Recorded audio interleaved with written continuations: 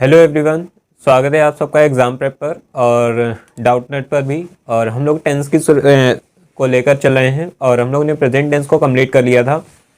और आज मैं आपके साथ डिस्कस करूंगा पास्ट टेंस। ठीक है, यानी पास्ट टेंस की बात करें तो पास्ट इंडेफिनिट मैं आपके साथ आज शुरू करूंगा और ऐसे हम लोग 4 पार्ट में इसे ख़त्म करेंगे, फिर फ्यूचर की तरफ चलेंगे। तो पास्ट टेंस शुरू करूँ उससे पहले जो पहली बार देख रहे हैं वो चैनल को लाइक सब्सक्राइब और शेयर कर लें।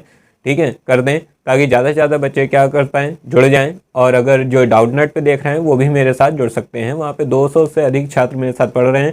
तो आप क्या है डाउट नेट पर भी जाकर वहाँ मुझे फॉलो कर सकते हैं, अमन सचान के नाम से। इंडिया के बेस्ट टीचर पर जाके आप स्क्रॉल करेंगे तो वहाँ आपको मेरी प्रोफाइल दिख जाएगी। ठीक है, और या लिंक इसी क्लास के डिस्क्रिप्शन बॉक्स में होगा, वहाँ से आप भी आप पहुँच सकते हैं। तो ये रही बात, तो काम की बात। और अब हम लोग शुरू करते हैं अपने पढ़ाई की बात। तो पास्ट इंडेफिनिट टेंस क्या होता है, चलिए देखते हैं।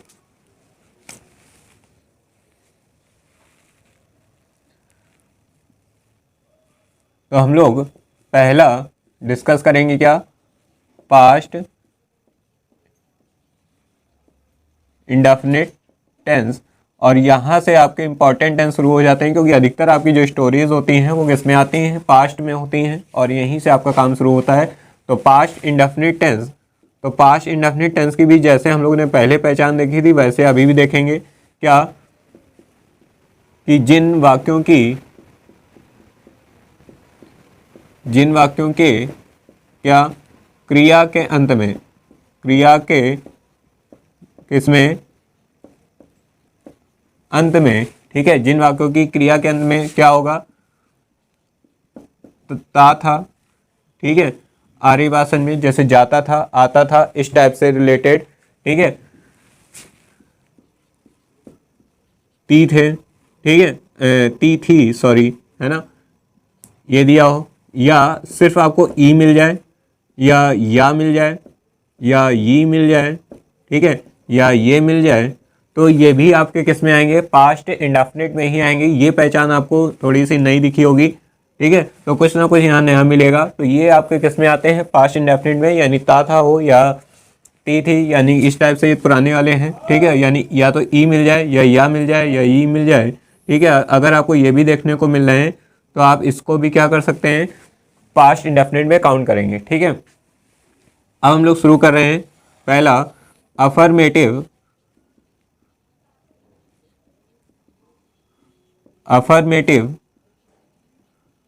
सेंटेंसेस।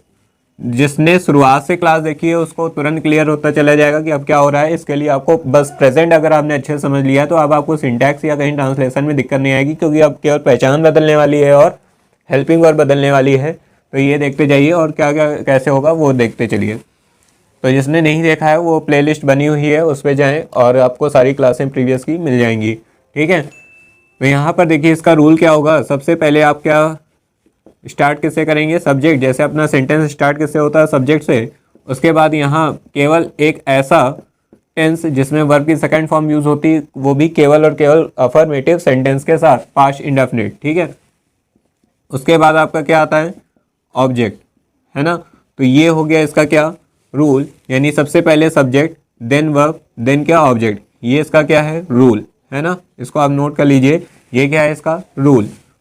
अब देखिए एग्जाम्पल से थोड़ा अच्छे से समझते हैं। ठीक है, एग्जाम्पल की तरफ चलते हैं। तो एग्जाम्पल इसका क्या है कि जैसे देखिए वह कल हॉकी खेला। ठीक है, जैसे दिया है वह कल हॉकी खेला, वह कल हॉकी खेला, ये दिया है। तो देखिए यहाँ पे अब इस तरीके का आपको निकलना है ना। और आप यहाँ एक और नोट कर लीजिए, यानी आ अर्थ भी निकले अगर, ठीक है, आ साउंड, ठीक है, आ क्या अर्थ निकले बोलने में, आ निकले बोलने में, ठीक है, किसमें, बोलने पर, ठीक है, बोलने पर, ठीक है, तो वो भी किसमें आपका आएगा, पास्ट इंडेफिनिट में ही आएगा। तो वह कल हॉकी खेला, तो क्या हो जाएगा, ही। ठीक है, क्या हो जाएगा, ही। अब देखो यहाँ पर आपने देखा सब्जेक्ट हो गया ही, अब उसके बाद क्या चाहिए, वर्ब। वर्ब क्या है, खेला, खेला यानी वर्ब की सेकंड फॉर्म। प्ले की सेकंड फॉर्म क्या होती है, प्लेड, ठीक है, प्ले की सेकंड फॉर्म क्या होगी, प्लेड होगी। उसके बाद क्या आएगा, हॉकी, HOCKEY, ठीक है, ये क्या हो जाएगा, हॉकी, ठीक, HOCKEY, ये क्या हो जाएगा, हॉकी। तो ही प्लेड हॉकी, ठीक है। और कल यानी क्या है, बीते हुए कल की बात हो रही है, यानी यस्टरडे, क्या हो जाएगा, यस्टरडे, ये हो जाएगा इसका कंप्लीट ट्रांसलेशन। तो देखिए, ही प्लेड हॉकी यस्टरडे, ठीक है, ही प्लेड हॉकी यस्टरडे, ये आपका हो जाएगा इसका क्या, ट्रांसलेशन, यानी वह कल हॉकी खेला, यानी ही प्लेड क्या हो जाएगा, हॉकी यस्टरडे। और एक साथ मैं एक चीज़ और बता दूं, आप ही प्लेड द हॉकी मत करिएगा, किसी भी गेम के, यहीं पर आपको मैं बता दूं, किसी भी गेम के नेम के साथ आप आर्टिकल द का यूज़ नहीं करते हैं। अगर नॉर्मल मैच लिखा है तो आप इसके साथ द का यूज़ कर सकते हैं, बट किसी गेम के नेम के साथ आप द का यूज़ नहीं करेंगे। यहाँ आर्टिकल का एक पॉइंट मैंने आपको बता दिया कि गेम के नेम के साथ द का यूज़ नहीं करते हैं, यानी जैसे द क्रिकेट नहीं होता, द हॉकी नहीं होगा, द फुटबॉल नहीं होगा, ये नहीं होगा, ठीक है। लेकिन मैच के साथ हो सकता है, क्योंकि वो चाहे क्रिकेट हो उसका मैच होगा, चाहे वो हॉकी मैच हो, ठीक है, या फुटबॉल का मैच हो, मैच का मतलब सिर्फ क्रिकेट से नहीं होता, ठीक है, आर्य भाषण में, तो उसके साथ दा का यूज़ करेंगे। बाकी गेम के नेम के साथ दा का यूज़ नहीं करेंगे, इसलिए मैंने यहाँ यूज़ नहीं किया। तो इसको आप नोट कर लें।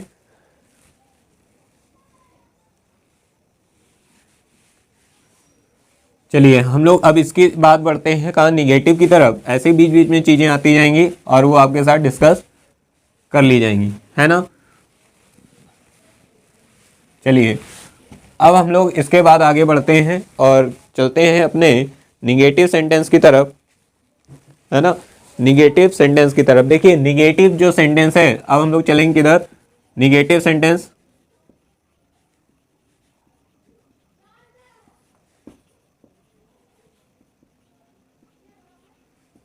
निगेटिव सेंटेंसेस, तो यहां से देखिए सबसे पहले क्या आ जाएगा, सब्जेक्ट, उसके बाद यहां से डिड, उसके बाद not, subject plus did plus not plus क्या हो जाएगा, वर्ब की फर्स्ट फॉर्म, है ना। अब देखिए निगेटिव जैसे ही आ गया, डिड आ गया, डिड के साथ वर्ब की फर्स्ट फॉर्म आएगी, तभी मैंने कहा था केवल अफर्मेटिव में आपका वर्ब की सेकंड फॉर्म आती है, बाकी कहीं नहीं आएगी। तो subject plus did plus not plus verb की फर्स्ट फॉर्म प्लस का क्या हो जाएगा, ऑब्जेक्ट, ठीक है, ये आपका हो जाएगा इसका सिंटैक्स। तो अब देखिए उदाहरण के लिए, ठीक है, जैसे उदाहरण के लिए दिया है, चपरासी ने घंटी नहीं बजाई, ठीक है, चपरासी ने घंटी नहीं बजाई। एग्जाम्पल देखिए, चपरासी ने घंटी नहीं बजाई, ठीक, चपरासी ने घंटी नहीं बजाई। तो देखिए ई वर्ड आया ना, ई अक्षर आया, तो ये भी किस में जाएगा, पास्ट इंडेफिनिट में ले जाएगा। अब देखिए कैसे बनाएंगे, तो सब्जेक्ट क्या है, चपरासी, तो क्या हो जाएगा, प्यून, ठीक है, द प्यून, पोयम ना लिखिएगा, क्या हो जाएगा, द प्यून हो जाएगा, ठीक है, आर्य भाषण में। अब देखिए फिर सिंटेक्स की तरफ आते हैं, तो क्या होगा, डिड, फिर उसके बाद क्या है, नॉट, तो यहाँ पर क्या लगा देंगे आप, डिड, और फिर उसके बाद क्या लगा देंगे, नॉट। तो द प्यून डिड नॉट, अब वर्ब क्या है, घंटी बजाना, तो डिड नॉट, घंटी बजाने का होता है क्या, सॉरी, रिंग, है ना, क्योंकि वर्ब की फर्स्ट फॉर्म ही लगानी है, तो क्या हो जाएगा, रिंग। इसकी सेकंड फॉर्म क्या होती है, रैंग, थर्ड फॉर्म क्या होती है, रंग, रिंग रैंग रंग, ठीक है। तो the peon did not ring the bell, ठीक है। तो ये हो गया इसका ट्रांसलेशन। कैसे, देखिए पहले क्या है, सब्जेक्ट, ठीक है, चपरासी, है ना, द प्यून, उसके बाद देखिए डिड, ठीक है, उसके बाद क्या है, नॉट, उसके बाद क्या है, वर्ब की फर्स्ट फॉर्म रिंग, और उसके बाद ऑब्जेक्ट यानी द बेल। तो देखिए रिंग द बेल, तो the peon did not ring the bell, ये आपका हो गया क्या, निगेटिव, ठीक है। अब हम लोग बढ़ेंगे किसकी तरफ, इंटरोगेटिव। अब थोड़ा जल्दी जल्दी हम लोग पढ़ेंगे, है ना, क्योंकि अब हम लोग समझ चुके हैं कि टेंस में होता क्या है। इंटरोगेटिव सेंटेंस, इंटरोगेटिव सेंटेंस में देखिए क्या है, सबसे पहले इसमें क्या आता है, यस नो टाइप, है ना, क्या आता है, yes no type. Yes no type में मैंने बताया था हिंदी वाले कैसे समझेंगे, क्या शब्द से, और इंग्लिश वाले कैसे समझेंगे, हेल्पिंग वर्ब से। किससे समझेंगे, हेल्पिंग वर्ब, यानी हेल्पिंग वर्ब से शुरू है तो वो क्या होगा, इंटेरोगेटिव का फर्स्ट टाइप है, अगर क्या शब्द से शुरू है तो भी इंटेरोगेटिव का फर्स्ट टाइप है। तो इसका रूल क्या हो जाएगा, आपका डिड सबसे आगे आ जाएगा, फिर उसके बाद क्या आएगा, सब्जेक्ट, फिर उसके बाद अगर नॉट होगा तो उसको आप इस जगह पे प्लेस करेंगे, इसलिए नॉट ऑप्शनल है, हर किसी में नहीं लगाना है, जब दिया हो तभी, ठीक है। तो उसके बाद वर्ब की कौन सी फॉर्म आएगी, फर्स्ट फॉर्म अभी भी, उसके बाद क्या आ जाएगा आपका ऑब्जेक्ट आ जाएगा, उसके बाद क्या आ जाएगा क्वेश्चन मार्क आ जाएगा, ठीक है। तो ये रहा इसका रूल। तो आपने निगेटिव नोट कर लिया होगा। अब हम लोग चलते हैं इसके कहाँ, एग्जाम्पल पर, ठीक है। हम लोग अब इसके एग्जाम्पल पर बढ़ेंगे। चलिए,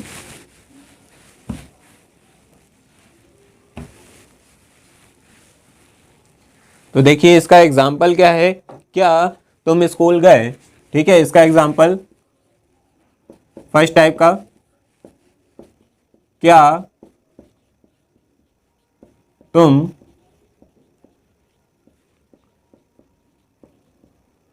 स्कूल गए, तो क्या हो जाएगा, क्या की अंग्रेजी नहीं बनेगी, क्या होगा, डिड। देखिए या शब्द आखिरी में दिया है, पहचान गए होंगे कि पास्ट इंडेफिनिट है ना। देखिए फिर उसके बाद क्या है, सब्जेक्ट, तो यहाँ पर क्या हो जाएगा, यू, ठीक है, डिड यू, आ रही बात समझ में। उसके बाद नॉट तो है नहीं, तो गो क्या हो जाएगा, वर्ब की फर्स्ट फॉर्म गो, और गो के बाद क्या आता है, टू, और उसके बाद क्या हो जाएगा, स्कूल, है ना। Did you go to school, ये आपका हो गया क्या, इंटरोगेटिव फर्स्ट टाइप का ट्रांसलेशन, यानी पहले helping verb, then subject, then verb, then object. तो did you go to school, क्या तुम स्कूल गए, है ना। ये रहा इस सेंटेंस का क्या, ट्रांसलेशन। अब हम लोग आते हैं सेकेंड टाइप इंटरोगेटिव के, वो क्या होता है, क्वेश्चन आंसर टाइप, है ना, क्वेश्चन आंसर टाइप। तो देखिए क्वेश्चन आंसर टाइप क्या है, तो क्वेश्चन आंसर टाइप में क्या होता है, सबसे पहले आपका क्या आ जाएगा, क्वेश्चन वर्ड, है ना, क्यू डब्ल्यू का मतलब समझ जाएंगे आप, क्या आएगा, क्वेश्चन वर्ड, देन उसके बाद क्या आने वाला है आपका, डिड, देन क्या आने वाला है, सब्जेक्ट, और देन उसके बाद क्या आ जाएगा, नॉट, अगर होगा तो, इसलिए ये ऑप्शनल है। देन आप वर्ब की फर्स्ट फॉर्म प्लेस करेंगे, देन क्या होगा, ऑब्जेक्ट, और देन क्या होगा, क्वेश्चन मार्क। क्वेश्चन मार्क नहीं भूलना है, सबसे इंपॉर्टेंट, है ना। क्वेश्चन मार्क भी भूल जाएंगे तो आपका ट्रांसलेशन गलत ही माना जाएगा। चलिए क्वेश्चन वर्ड अगर बीच में आ जाए तो कैसे क्या होगा, देखते हैं आगे, ठीक है। तो दिया है राम कब लौट कर आया, ठीक है। इसका उदाहरण देखिए, पहला वाला आपने नोट कर लिया होगा, सब नहीं नोट किया तो बैक करके देख लीजिए क्लास, है ना। उदाहरण क्या है, राम कब लौटकर आया। तो देखिए बीच में क्वेश्चन वर्ड है ना, कब, तो इसकी अंग्रेजी पहले बनेगी तो क्या हो जाएगा, व्हेन। उसके बाद देखिए इसकी अंग्रेजी हो गई, है ना, व्हेन, ठीक है। उसके बाद क्या लगाना है, डिड, ठीक है। उसके बाद क्या आएगा, डिड। उसके बाद सब्जेक्ट में क्या हो जाएगा, राम, है ना। तो यहाँ पर देखिए स्मॉल लेटर बनाना है, ठीक है। जब फेमस यानी भगवान श्री राम का होता तो कैपिटल आर बनता, ठीक है, लेकिन यहाँ भगवान श्री राम नहीं है, तो व्हेन डिड राम, ठीक है। उसके बाद क्या हो जाएगा, लौट कर आए, तो क्या हो जाएगा, व्हेन डिड राम केम, ये भी आप कर सकते हो या रिटर्न भी कर सकते हो, केम या रिटर्न। तो यहाँ पर लौट कर आने की बात हुई है तो आप क्या कर दो, रिटर्न कर दो, है ना। तो ये लास्ट में क्वेश्चन मार्क, तो क्या है, राम कब लौट कर आया, तो पहले आपने क्वेश्चन वर्ड की इंग्लिश बनाई, देन डिड प्लेस किया, देन सब्जेक्ट, है ना, देन उसके बाद नॉट है नहीं, उसके बाद वर्ब, ऑब्जेक्ट भी नहीं है, ठीक है। तो यहाँ से आपका हो गया एंड। तो आप देखिए सिंटैक्स अगर आपको पता है तो आप आसानी से आपका सेंटेंस अपने आप फ्रेम हो जाएगा, बस आपको उसकी इंग्लिश बनाते चलना है, अपने आप पूरा सेंटेंस सेट हो जाएगा, कुछ भी आपको नया करने की जरूरत नहीं है। सिंटैक्स अगर आपको नहीं पता है तो आप इसी में क्या हो जाएंगे, फंस जाएंगे, है ना, फिर आप क्या है कुछ नया नहीं कर पाएंगे, ठीक। बात समझ में आ रही है आपको। तो ये रहा अपना क्या, पास्ट इंडेफिनिट। पास्ट इंडेफिनिट अपना खत्म हो चुका है। नेक्स्ट क्लास अपनी होगी पास्ट कंटिन्यूअस टेंस की, इसी तरह आगे आने वाले सेंटेंसेस की, और आगे कुछ और भी नए इंपॉर्टेंट टॉपिक डिस्कस किए जाएंगे। तब तक के लिए आप क्लास में बने रहिए, ज़्यादा से ज़्यादा बच्चे क्या हैं जुड़ते रहिए, है ना। डाउटनेट पे जैसे काफ़ी बच्चे जुड़ चुके हैं 200 प्लस, तो ऐसे ही आप और बच्चे क्या करिए, जुड़िए और क्लास को देखिए। डैन डैट के 5 पार्ट अपलोड हैं, उसको देखिए, 1 नंबर आपका कवर होगा, और 12 में तो 1 से 2 नंबर कवर हो जाते हैं। और एक्टिव पैसिव की भी एक क्लास जा चुकी है, दूसरी क्लास जल्दी मिलेगी। तो इसी तरह आपको क्लासेस मिलती रहेंगी, आप देखते रहिए। तो मिलते हैं अपनी नेक्स्ट क्लास में, तब तक के लिए थैंक यू।